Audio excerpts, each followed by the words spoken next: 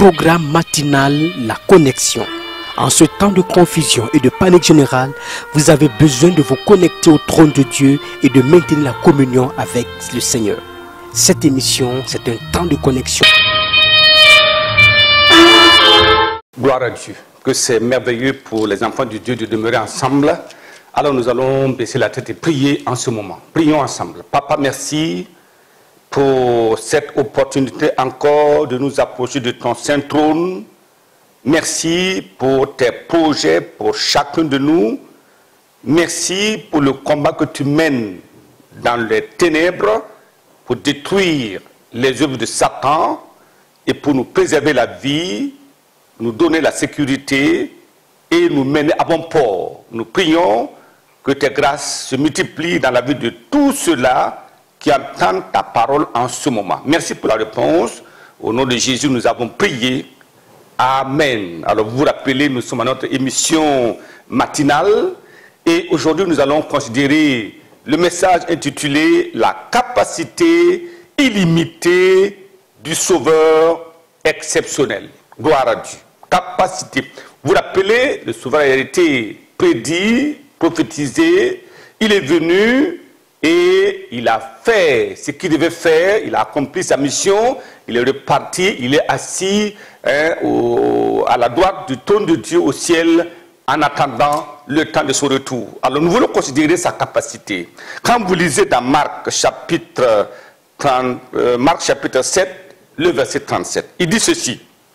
Alors, ils étaient dans le grand étonnement et disaient, il fait tout à merveille, même il fait entendre les sourds et parler les muets. Gloire à Dieu. Y a-t-il un sauveur capable de faire des merveilles comme ça? Tout le monde était étonné.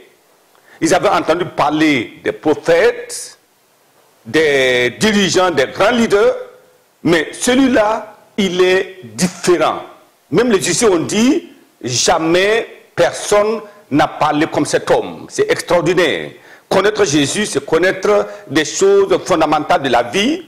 Et dans Luc, voyons dans Luc, qu'est-ce qu'il dit là-bas, Luc chapitre 7 également, nous lisons le verset 22. Luc chapitre 7, le verset 22. Il dit là-bas, et il leur dit, allez rapporter à Jean ce que vous avez vu et entendu.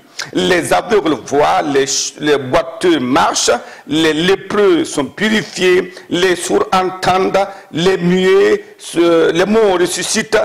La bonne nouvelle est annoncée aux pauvres. Gloire à Dieu. Il dit heureux celui pour qui je ne serai pas une occasion de chute. Heureux pour quiconque.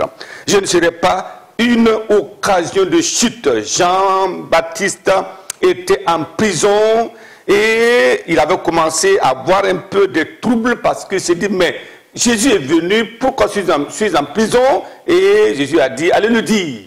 Oui, c'est moi qui devais venir, ce n'est pas un autre, c'est le même sauveur, mais les sourds entendent, les boiteux marchent, etc.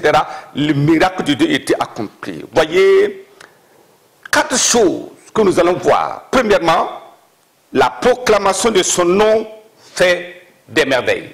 Proclamation de son nom. Actes des apôtres, chapitre 3. Actes des apôtres, chapitre 3, nous lisons le verset 2. Au verset 2, il dit ceci.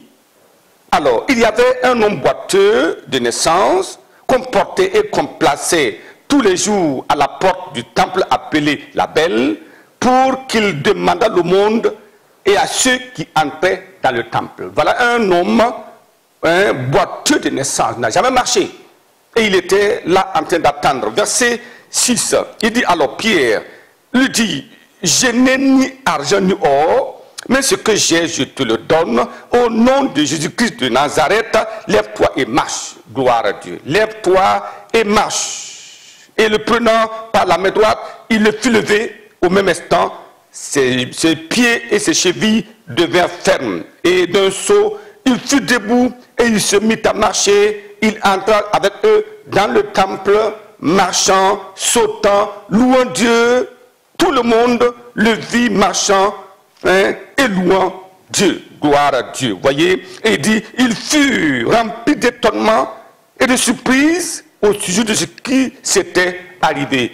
avec Jésus, il y aura toujours de l'étonnement, il y aura des merveilles, parce que sa parole est aussi irrésistible. Donc, premièrement, nous avons vu que la proclamation de son nom seulement, c'est au nom de Jésus. Il dit, je n'ai pas d'argent, je n'ai pas d'or, mais ce que j'ai, je te le donne. Au nom de Jésus-Christ de Nazareth, lève-toi et marche. Et automatiquement, la proclamation du nom de Jésus a opéré le miracle. Deuxièmement, nous parlons de la parole de Christ irrésistible. Quand Christ parle, rien, personne ne peut résister. Les démons, les puissants des ténèbres, les maladies, alors rien ne peut résister. Regardons dans Marc chapitre 1. Gloire à Dieu. Connaissez-vous ce grand Jésus? Il est incomparable. Regardons dans Marc chapitre 1.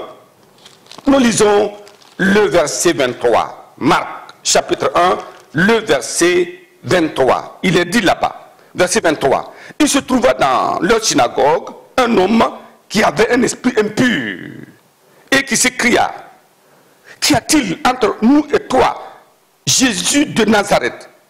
Tu es venu pour nous perdre. Je sais que tu es le Saint de Dieu. Même les démons connaissent qui est Jésus. Jésus le menaça disant, tais-toi, sors de cet homme.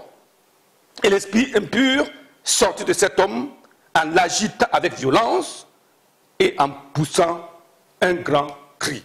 Tous furent saisis de stupéfaction, de sorte qu'ils se demandaient les uns les autres, qui est ceci?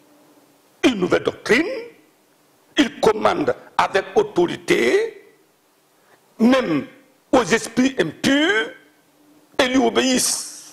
Gloire à Dieu. Ils étaient dans la stupéfaction. J'ai pris que nous ayons la connaissance de ce Jésus, ce grand Jésus. Sa parole est irrésistible. Vous vous rappelez, seulement c'est à travers la parole de Dieu que la terre a été créée, les cieux ont été créés, tout a été créé par l'homme que Dieu a créé par ses propres mains. Alors, tout a été fait par sa parole. Sa parole est irrésistible, sa parole est puissante, sa parole est incomparable. J'ai pu que nous ayons la connaissance de la parole de Jésus au nom de Jésus. Troisièmement, la puissance de guérison de son toucher. Gloire à Dieu. Vous voyez, c'est quand vous examinez Jésus, vous êtes émerveillé. Voyez la proclamation de son nom. Deuxièmement, la parole qu'il proclame. Troisièmement, la puissance de guérison de son toucher. Si Jésus te touche, tu es guéri. Si tu touches Jésus, tu es guéri. Regardons Marc, chapitre 1, verset 40. Il nous dit là-bas, Marc, chapitre 1, verset 40. Un le prévint à lui et se jeta à genoux. Il lui dit d'un ton suppliant, oh, si tu le veux, tu peux me rendre pur. Ce lépreux savait qui est Jésus. Les gens ne connaissent pas Jésus, mais lui, il le savait. Jésus, ému de compassion, étendit la main, le toucha et dit, je le veux, sois pur. Aussitôt, la lèpre le quitta et il fut purifié. Alléluia. Ça, c'était fantastique. Le toucher. Vous vous rappelez de cette femme qui avait la perte de sang depuis 12 ans. Elle dit, elle a entendu parler de Jésus. Elle dit, si je puis toucher son vêtement.